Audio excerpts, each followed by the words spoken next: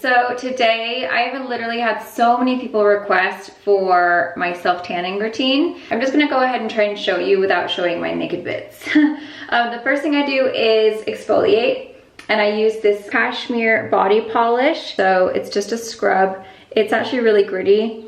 It smells really good too, kind of like juicy. So I just make sure that I shave first, and I shave pretty much everything. Sometimes I shave my arms too. I didn't this time, but my stomach, my bikini line, my legs, like I shave it all because it makes the tanner go on smoother.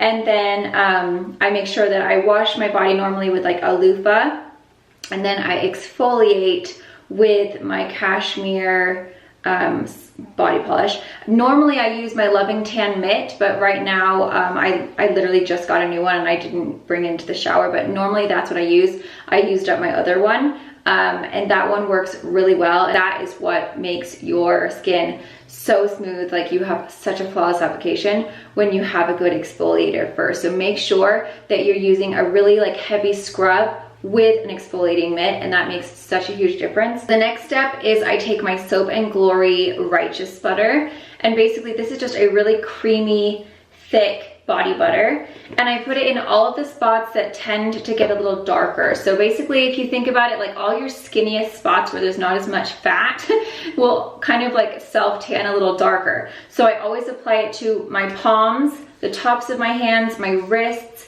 my elbows, my kneecaps, my feet, and my ankle. Anywhere that you are bony and pointy, those are like the bony, pointy parts on me, that's where you're gonna wanna apply a body butter, because that way you're not gonna get like super dark knees or super weird elbows or super dark wrists.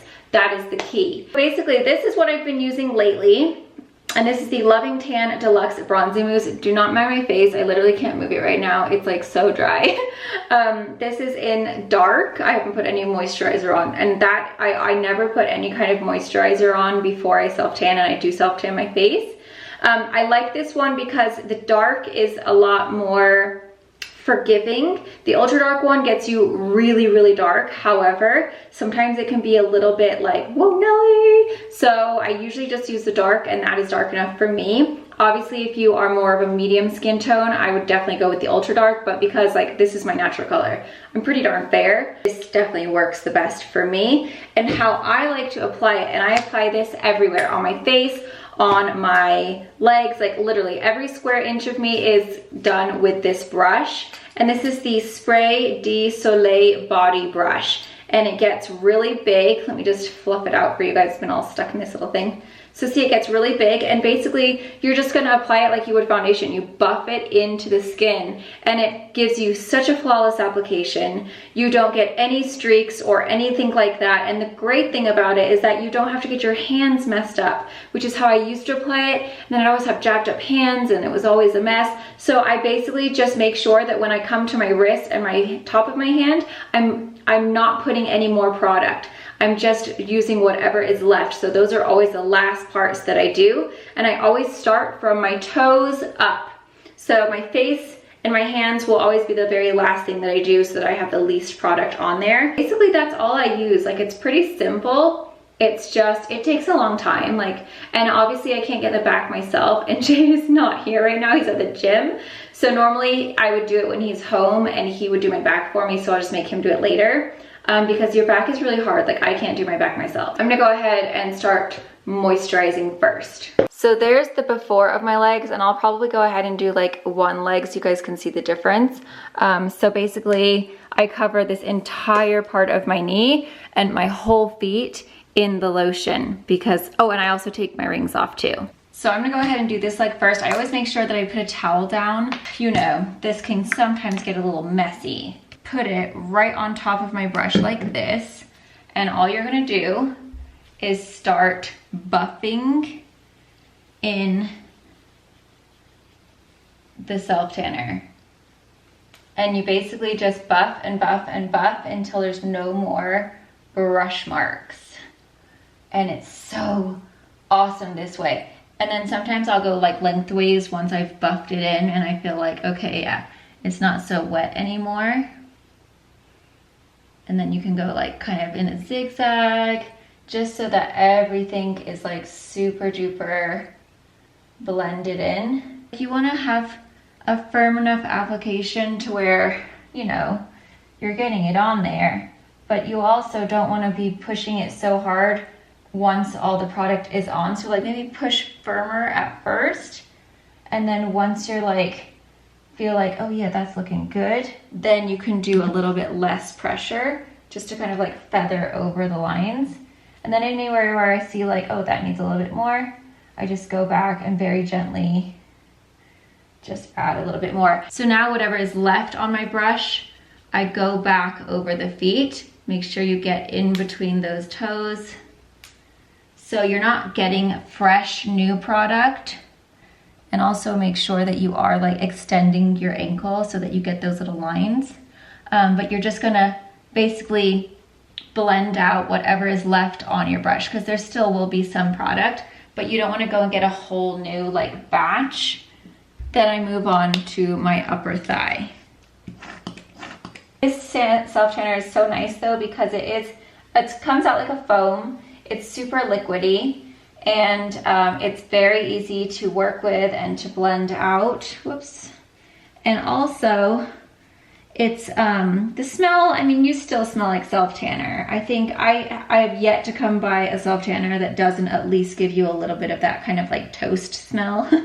If you know what I mean. But this one leaves you looking really glowy afterwards, and it doesn't take super long time to dry, which I can't stand sitting around waiting to dry. Like, that's my most annoying pet peeve when it comes to self tanners. Basically, when I feel like I'm no longer getting like a lot of color down, I'll just do another pump. Okay, so that is the difference basically now. That's the leg I just did, that's the leg that is bare. So you can see like how much of a difference it gives you right off the bat. Like, look, I already look tan and it hasn't even developed. So it's such a beautiful tan, like right away. And I have been, don't mind my, I really need to paint my toes, that's bad.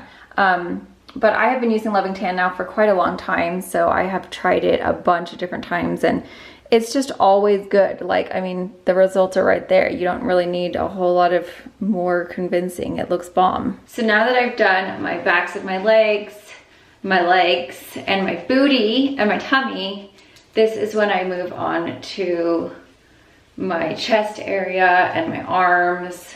I do my armpits as well, which that's probably just a personal choice, because I feel like it does make your armpits stink more because you have self tanner in your armpit, you know what I mean? But I just do a very light layer. I don't like put on a full force like pump in my armpit, but I do kind of just do what I do with my feet, where I kind of just layer, like I'll do now, whatever is left on my brush from that side of my chest, I'll just very softly go over, because otherwise you're left with like this super weird line of like white armpit, and it just looks strange. Now, do you guys see this right here? This is exactly what I mean as far as if you don't use the mitt, because I didn't get all that dead skin off. So now it's gonna kind of like crumple up and look all blobby and weird. So that's why I highly recommend using the mitt, which I'm really mad at myself for not doing. Dang it! Because now I'll have like a weird little like patchy bit there where the dry skin was still sitting that I did not exfoliate off. So that's why it's so important to exfoliate. I feel like if you're gonna self tan and not exfoliate, don't even bother. Don't waste your time, because honestly, you're just not gonna get the results that you are looking for. Sorry, I'm just looking in the mirror. I always do it in front of a mirror.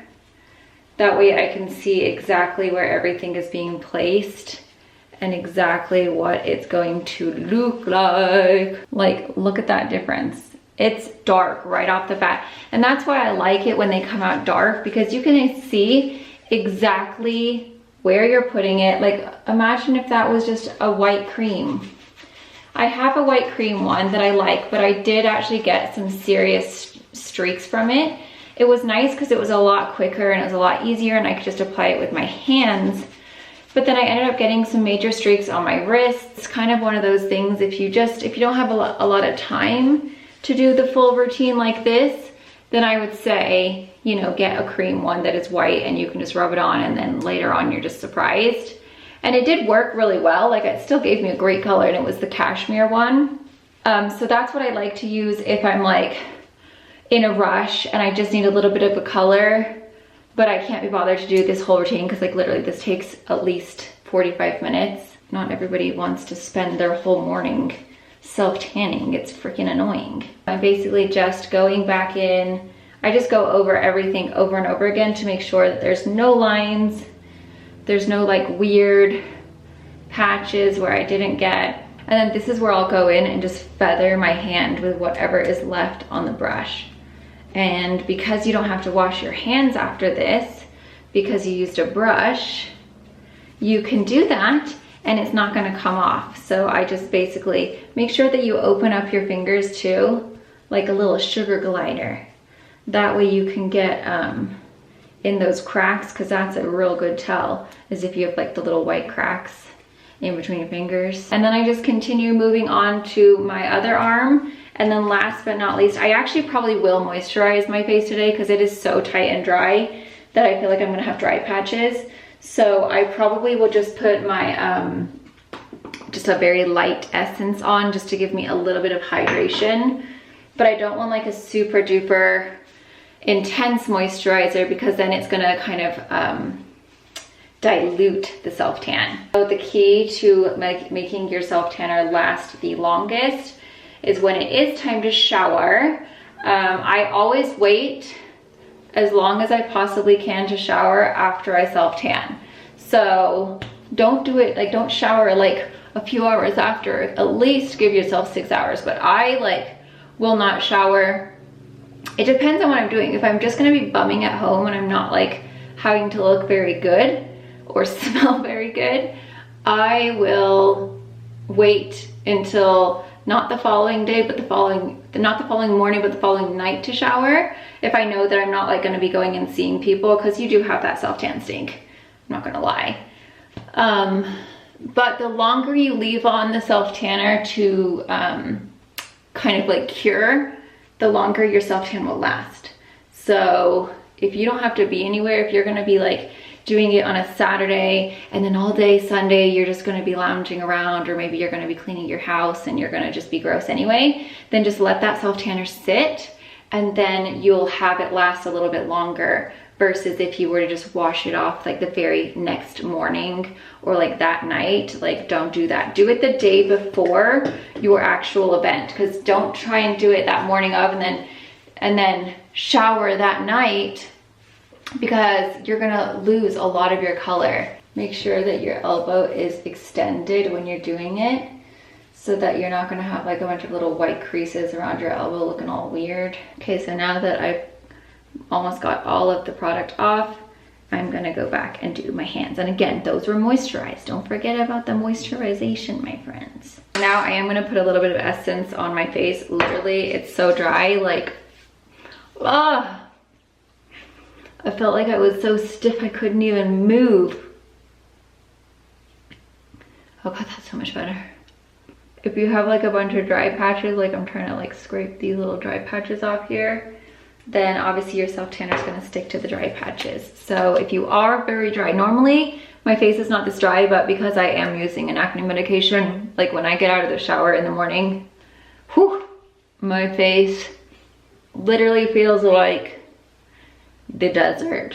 So I have to put something on. But normally I'm so like naturally oily that I don't actually have to moisturize before I put the self-tanner on. So I would normally skip that step if I wasn't on my acne medication. But today, man, I am feeling drier than ever. This is terrible.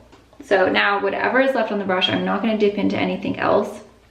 First, I'm just gonna blend the back of my neck. I'm just taking whatever is left on the brush, which is a very minimal amount, and I'm basically just buffing it as if I was applying a foundation.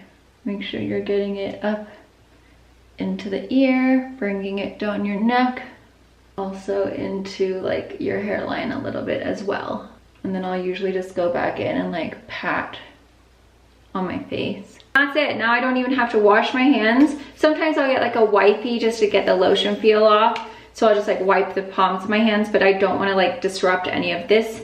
And that's it. That's completely done now. So then this is the after compared to before. Remember how like pale I was? Now I'm nice and dark, and again, it'll take like another few hours. It develops, it's not super long, but usually by like this afternoon, I'll be really nice and dark. There's my self-tanning routine. It does take a little bit longer using the brush. Like, I'm not gonna lie, that took me probably friggin' hour, but it's totally worth it because you end up having a really natural airbrushed looking tan, and no one would ever know it was the self-tanner. Like, it's really just so flawless. I hope you guys found this helpful. Thank you so much for watching, and I'll see you in my next video.